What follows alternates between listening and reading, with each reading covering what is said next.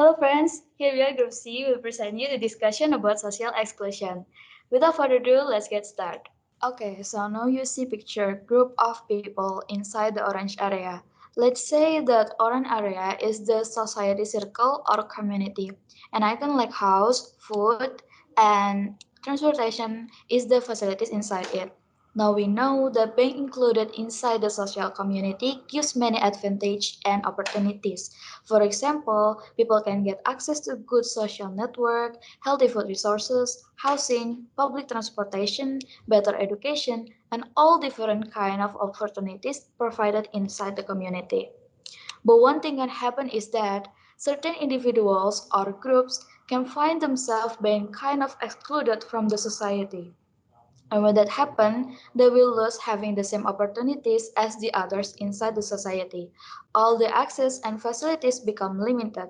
They will have reduced strike, reduces access to legal protection, reduces access to resources, and reduces to all kind of opportunities. So that is what is called as social exclusion.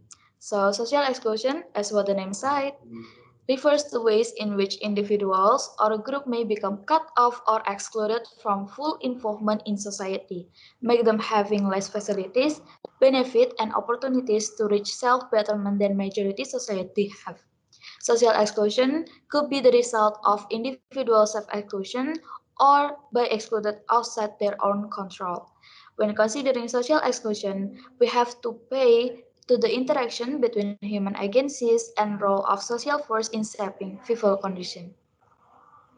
Explained in the definition section, and basically social exclusion is an event when an individual or a group cannot participate fully in some aspect of social life. This limitation of participation or segregation occurs due to several things. The first one is participation. Participation may be hindered when people lack access or unequal access to material resources, including income, employment, land and housing, or to such services such as education and healthcare. And the second one is unequal participation. It is when people cannot exercise their voice or interact with each other, and when their rights and dignity are not accorded equal respect and protection. And the third one is denial of opportunities. It is when the majority deny a compatible individual or group to have equal opportunities. For example, the denial of opportunities for women to fully participate in development. The social exclusion or segregation can occur for two reasons: either people being excluded or people excluding themselves from aspect of mainstream society. These two things are actually caused by the same basic reason, which is inequality. When the majority feel that they have more, they will indirectly override the minority. Even though the majority has no intention of overriding the minority, the existence of inequality will make the minority feel unsuitable for the standards that have been made. Eventually, they decided to leave and separate themselves from the group that they think is the majority. So that is when people excluding themselves from the majority. Next. So in this section, we're going to talk more about the cause of social exclusion. There are two main and the most common cause of social exclusion, which are poverty and race. Poverty exclusion is mostly done by wealthy people, while racist exclusion is mostly done by majority in a particular area, like Black Lives Matter and Stop Asian Hate that just got trending on Twitter, happened recently in USA. Okay, after this, we're going to talk about the aspects of social exclusion. There are actually four aspects. The first one is actually exclusion from adequate income or resources, or it's called poverty as well. Poverty is divided into two types, which are absolute poverty and relative poverty. Absolute poverty using a universal standard to determine the poverty. The standard that can be used by the whole world. Like the commonly used universal standard is only measuring the income of one person by less than by US dollar per day. So if your income is less than $1, then you're called as having absolute poverty. And then the relative poverty is using the cultural standard of living to determine poverty because every culture has different standard of living. There are more things that should be talked about poverty actually, but it's pretty complex and difficult to understand. So sadly, we can't cover it in this presentation. And then the second one is labor market exclusion. Labor market exclusion is the only type of exclusion that can lead to other forms of social exclusion, which are poverty, severance, and social relation that will be talked in the next section. Why leading to other forms of social exclusion? Because work provides adequate income, which counter poverty and handle poverty and service exclusion pretty well. And it also provides social interaction that can prevent exclusion from social relation. That's why it can be said that solving labor market exclusion alone can reduce most part of social exclusion. That's what some politicians say, and that's why some politicians try to focus on labor market exclusion alone. And then the third one is service exclusion. Service exclusion means lack of access to basic service, whether it's a home service like power and water supplies or outside service like the transport, shops, and financial. There are two types of service exclusion, which are the individual exclusion, like someone cannot afford or cannot access a service, and the collective exclusion, which means that the whole community cannot access the service. The individual example is like when I try to go to Jakarta, I can use Transjakarta because I don't have Jakarta Flash or any money to begin, so I cannot access Transjakarta to travel around Jakarta city. And then the collective example is when you're living at the remote village, or some people living at the remote village, they doesn't have access to public transportation and local stores because the services are unavailable for them. They don't do it, for instance. And then the last one, the last social exclusion is type of social exclusion from social relations. There are multiple types of social exclusion from social relations right here, which are unable to participate in common social activities, like visiting friends and family and trying to celebrate special events, and then getting isolated from friends and or family, and then lack of practical and emotional support in times of need, and then lack of civic engagement like politics, going into politics or voting, and then confined at home because of carrying responsibility, disability, or feeling unsafe. That's from my section. The next section will be taught by Adven.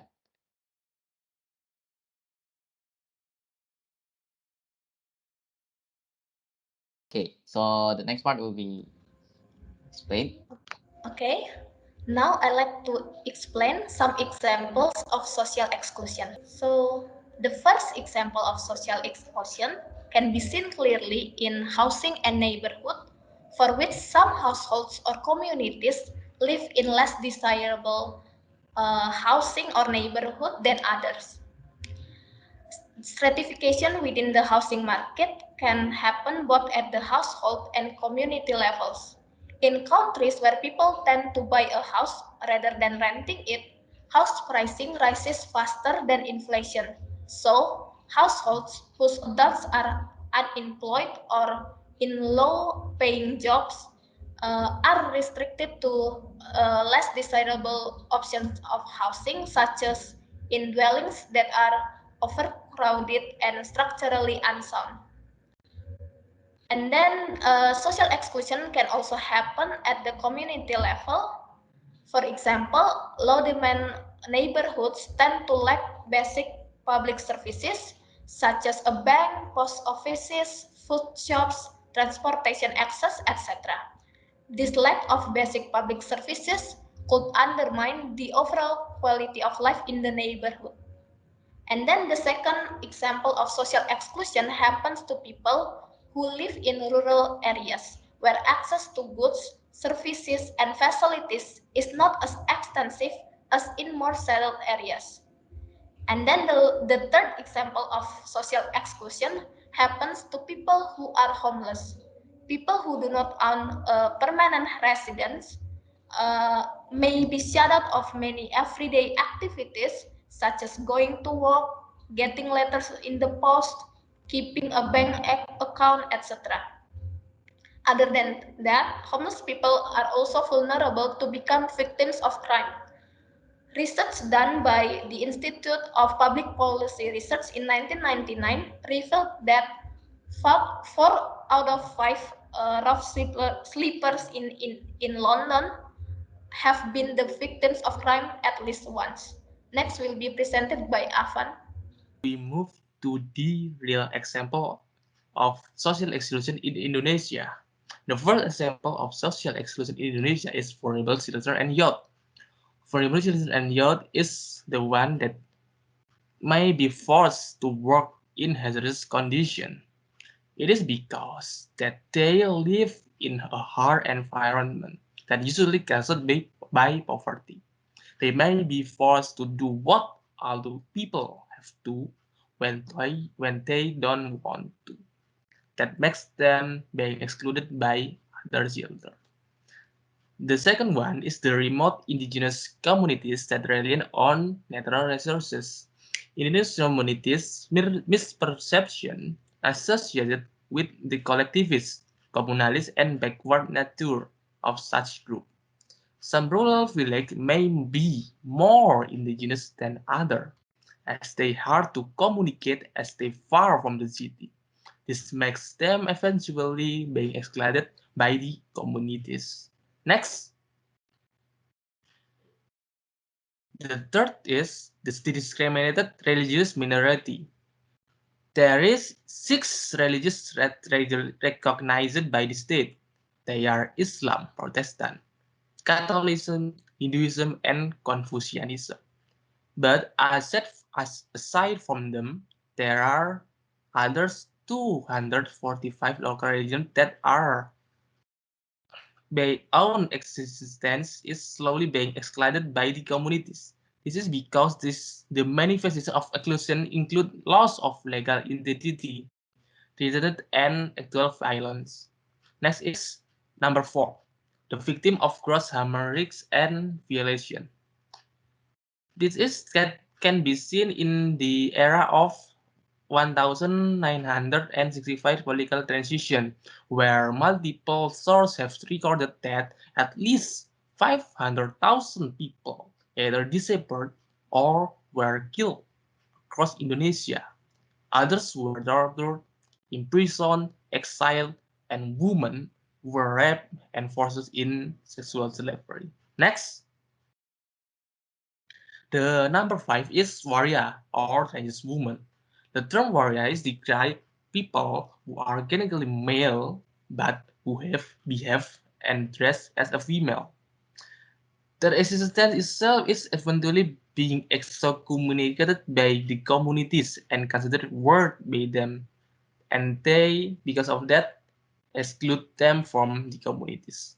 The last one is people with disabilities. People with disabilities are still widely perceived as not having full functioning ability to do work in functional and productive infrastructure, services, and public perception were adjusted because of that. Now, for the conclusion of our presentation, based on what we have been described so far by everyone, social exclusion can be said as an act done by the majority of the people to exclude other people who are considered as a minority based on many different aspects. And although doing social exclusion as a majority might make you feel more comfortable, as you are only together with people that you are familiar with, the same situation cannot be said by the excluded people because they felt ostracized by the majority of the people in that particular society. And which is also why, in our perspective, the social exclusion can also be taken as a social conflict approach because some people, which especially the majority, is benefiting from doing the exclusion. Thus, in the end, one should not try to participate in doing the social exclusion. Instead, it is recommended to do the opposite of it, which are social inclusions, since participation in social exclusion only gives benefits to the people who are considered as a majority. And that's all for all. And that's all. Thank you, and thanks for watching.